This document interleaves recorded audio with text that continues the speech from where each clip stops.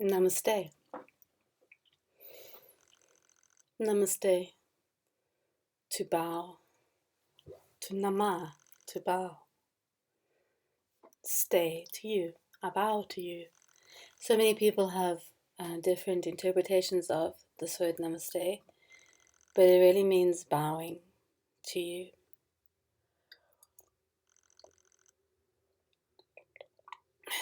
What's interesting about the word namaste and where it can go is, of course, what bows? What is bowing? When does it happen? And that's worthy of your investigation. My mind can bow, let me bow. But in Sanskrit, it is about the energy. So Sanskrit is the language of energy, talking to the energy dimension of your being and the energy dimension of your being talking. So in the energy dimension of our being, what bows? And that's when they will start to speak of God.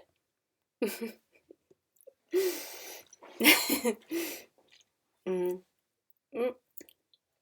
That's when they start to speak of God, because the ego doesn't bow. The personality only bows according to the cultural rules. But that which bows according to the feeling. When do I bring my head below my heart?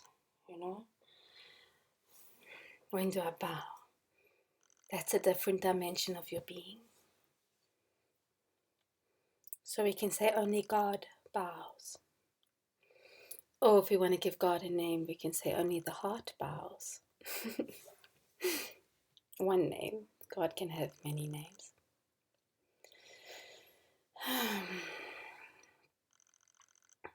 Yeah.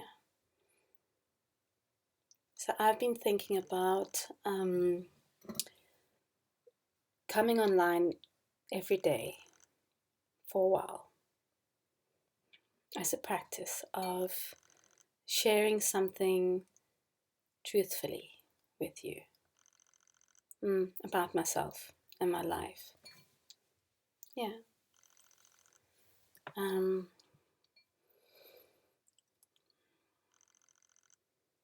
To see what's there for me to share with you.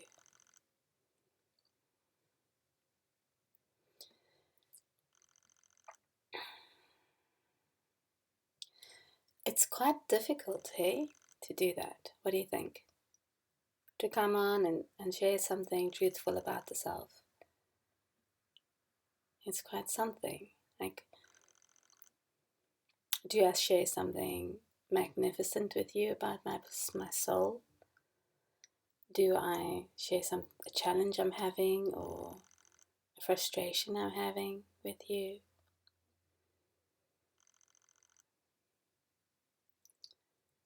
Like, for example, at the moment, I'm going through this journey that the world calls menopause, and I have feelings about that.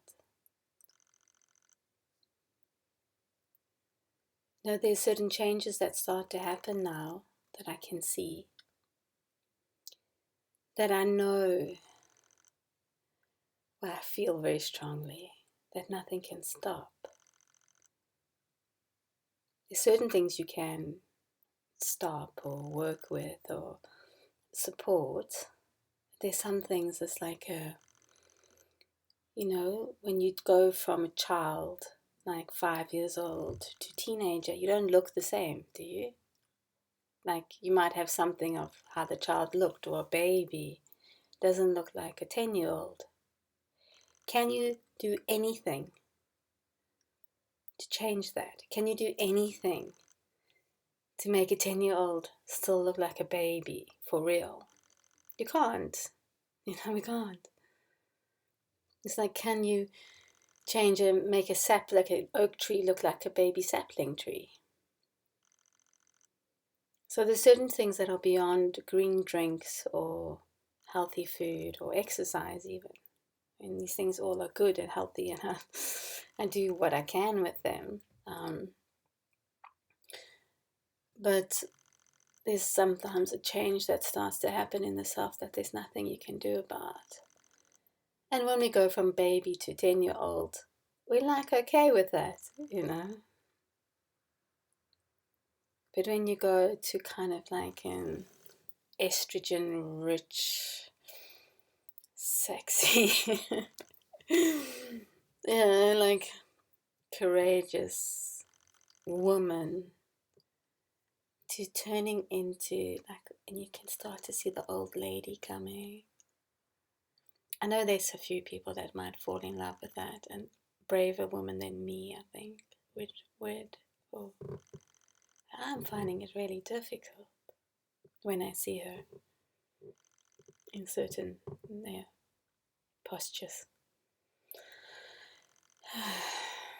It's difficult.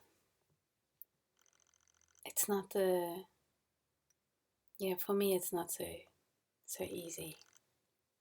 Though I love old women, of course. What's not to love? But in myself.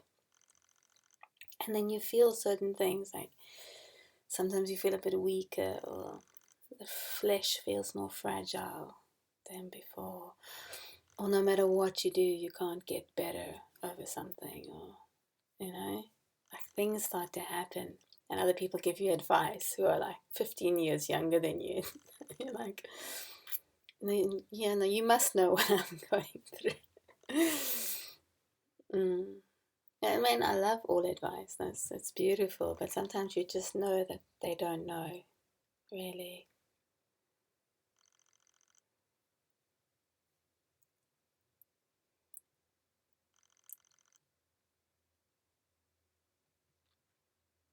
It's a difficult time for women. We face particular challenges. When the estrogen gets less in our body, we lose a protective layer, a very strong protective layer. It's like the mother steps back fully, and we have to face ourselves and our lives in ways we could never imagine. Even the cold can get colder. Pain is more painful.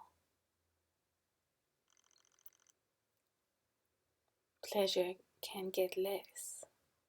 So the difficult bits get more difficult, and the beautiful bits get less. Though what I have noticed get more, which is interesting. At least just lately though, and maybe it's because of somewhere I've been throwing myself, but it's my sense of humor. I feel like I truly hope it'll stick around. It really helps a lot. Yeah, so if you know a woman that's going through this, just, walk lightly with her. It's like certain parts of my body are dying or have died. I don't know. Which means for some, it's like a best friend in me has died or is dying. My ovaries. It's quite excruciating when it is. Right now, I'm okay, so don't worry about me right now. This very moment, I'm okay. But it can really be excruciating for some, you know. I think for everybody ultimately, when you see the stripping starting to happen, and there's nothing you can do about it. And you can trust in your heart that it's part of the greater story of your being unfolding. But nonetheless, it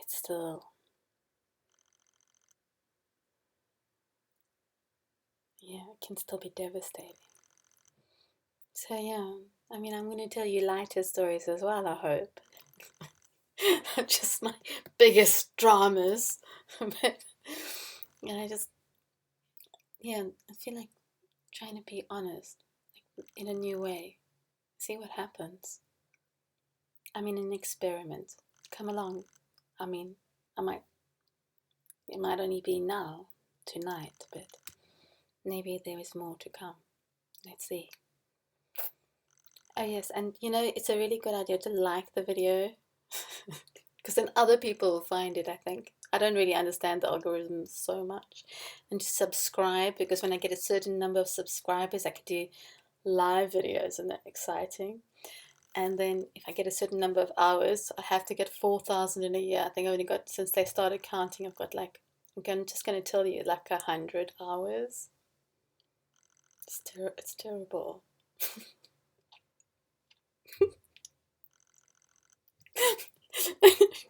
Maybe it's here, I want to cry and I laugh. Anyway, so like my stuff, you know. Otherwise, I'm just gonna go away. I'm not. That's it. I'm gonna break up with you.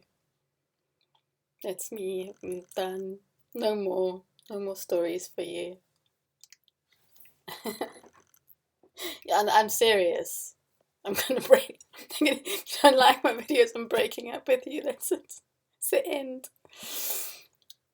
All right, and subscribe. Okay. All right. Good night. About you. Namaste.